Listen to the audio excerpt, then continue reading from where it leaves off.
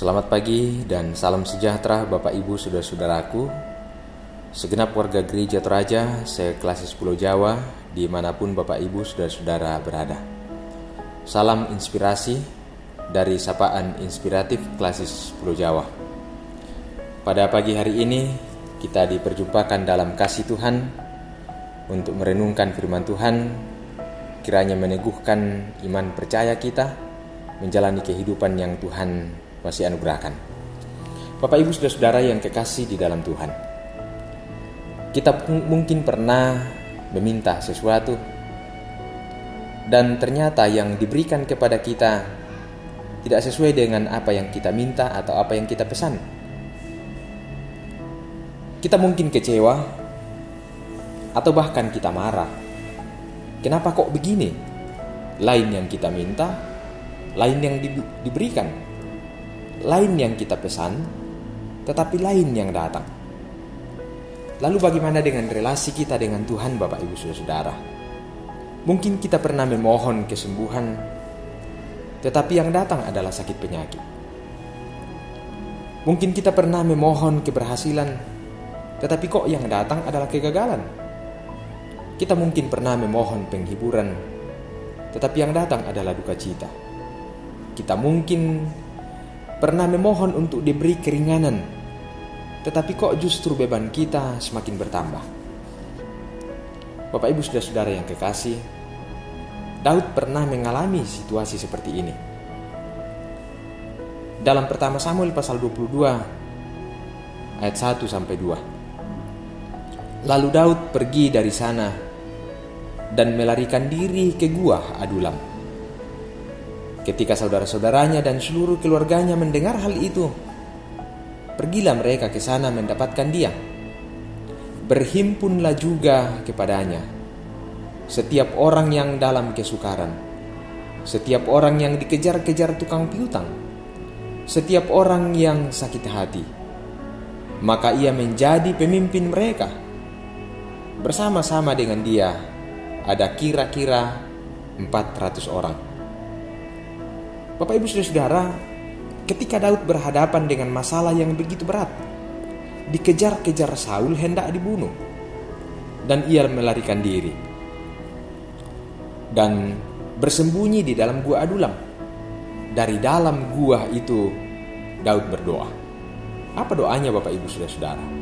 Doanya dapat kita lihat dalam Mazmur pasal 57. Di situ ada 12 ayat bisa kita baca. Di ayat 1 dikatakan miktam dari Daud ketika ia lari daripada Saul ke dalam gua. Lalu di ayat 4 doanya Daud begini. Kiranya ia mengutus utusan dari surga dan menyelamatkan aku, mencela orang-orang yang menginjak-injak aku. Kiranya Allah mengirim kasih setia dan kebenarannya. Ini doa Daud dari dalam gua Adulam. Dia berdoa supaya ada utusan dari surga untuk menyelamatkannya. Tetapi apa yang dikirim Tuhan kepadanya? Ayat 2 di pertama Samuel pasal 22 ayat 2 itu, berkumpullah juga kepadanya setiap orang yang dalam kesukaran. Nah, perhatikan Bapak Ibu Saudara-saudara, dia meminta utusan dari surga, tetapi yang datang kepadanya adalah orang-orang yang dalam berbagai-bagai kesukaran, yang sedang dikejar-kejar tukang piutang, setiap orang yang sakit hati, setiap orang yang mengalami pergumulan-pergumulan dalam hidup mereka. Dalam pikiran sederhana kita Bapak Ibu Saudara-saudara, Daud bisa saja mengusir orang-orang itu karena bisa saja berpikir, orang-orang ini hanya datang untuk menambah bebanku. Aku sedang dalam pergumulan yang luar biasa. Loh, kok yang datang kepada aku adalah orang-orang yang bermasalah, bukannya datang untuk meringankan bebanku, tetapi justru datang untuk menambah beban ini.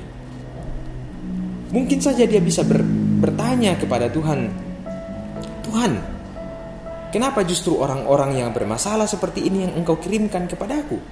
Bukankah aku meminta utusan dari surga?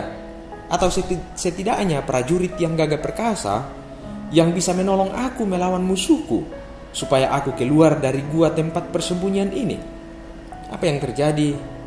Orang-orang bermasalah lah yang dikirim kepadanya. Begitulah banyak hal yang terjadi dalam hidup kita. Kita acap kali merasa kecewa ketika permohonan kita berbeda dengan apa yang kita dapatkan. Ketika kita memohon keberhasilan, malah yang datang adalah kegagalan. Ketika kita memohon kesembuhan, yang datang malah kematian. Ketika kita memohon agar kita terus dimungkinkan untuk menikmati hidup bersama dengan keluarga kita, tetapi yang datang adalah keterpisahan. Bagaimana kita dapat menerima semua itu secara logika manusiawi kita? Sulit untuk kita terima. Tetapi ternyata di balik pesanan yang kita anggap salah kirim itu, ada maksud Tuhan yang indah yang tidak kita sadari. Daud menjadi pemimpin mereka. Orang yang berkumpul itu kira-kira 400 orang. Dia menerimanya dan mau menjadi pemimpin mereka. Kita perhatikan Bapak Ibu Saudara, cara Tuhan untuk menolong Daud adalah bukan memberikannya sesuai dengan apa yang dia minta, supaya ada utusan dari surga untuk membebaskan dia. Tetapi Daud menjawab doa, Tuhan menjawab doa Daud dengan cara yang berbeda, yaitu memberikan dia tugas untuk menyibukkan dia mengurusi orang-orang yang bermasalah sebanyak 400 orang, agar semua beban pribadinya itu terlupakan. Bahwa jangan terpaku untuk memikirkan masalahmu, jangan larut dalam pergumulanmu, tetapi lihatlah, ada hal yang jauh lebih penting yang harus engkau kerjakan daripada engkau terus-menerus terpenjara dalam masalahmu. Sibukkan dirimu dengan hal-hal yang lebih berguna ketimbang berhenti untuk meratapi nasibmu. Berhenti untuk memikirkan terus-menerus setiap masalah-masalah kita yang kita alami dalam hidup itu tidak akan pernah mengubah situasi dan tidak akan pernah menyelesaikan masalah. Jadi lebih baik sibukkan dirimu dengan hal-hal yang akan membuatmu lebih produktif. Itulah salah satu cara Tuhan untuk melepaskan Daud dari beban hidup yang menindih, yakni dengan cara memberi Daud orang-orang yang harus dia urus, supaya Daud lebih memikirkan apa yang lebih berguna yang bisa dia lakukan daripada dia terpenjara memikirkan masalahnya. Dan hal yang kedua adalah dengan datangnya begitu banyak orang yang bermasalah itu membuka mata Daud bahwa ternyata bukan hanya dia yang mengalami pergumulan, tetapi juga banyak orang lain. Sehingga dia bisa lega bahwa tidak hanya dia yang mengalami masalah dalam hidupnya dan tidak ada orang yang tidak bermasalah. Bahkan ada orang yang jauh lebih sulit hidupnya daripada kita, tapi mereka bisa kuat. Maka kita pun juga bisa bangkit, bisa kuat, dan bisa tetap survive ketika ada masalah yang kita jumpai dalam hidup. Maka marilah kita tanamkan dalam diri kita, Tuhan tidak mungkin salah dengan semua yang terjadi dalam hidup kita. Terkadang yang salah adalah cara kita di dalam memahaminya. Karena itu tetaplah percayakan hidupmu sepenuhnya ke dalam penataan tangan kasih setia Tuhan. Tuhan memberkati Bapak Ibu saudara-saudaraku. Salam kasih dalam Kristus. Mari kita berdoa. Terima kasih Bapa untuk kasih setiamu, terus menyertai kami menapaki kehidupan kami hari demi hari. Kami percaya kami ada pagi ini sebagaimana adanya kami karena tuntunan kasih setia dan pemeliharaan Tuhan. Kami percaya perjalanan kehidupan kami selanjutnya Tuhan akan menolong kami, menyertai kami untuk melakukan berbagai tugas tanggung jawab kami, aktivitas kami, pelayanan kami, rutinitas kehidupan kami. Sekalipun di sana sini ada begitu banyak persoalan-persoalan yang kami jumpai, tetapi kami yakin, kami percaya Tuhan ada bersama-sama dengan kami.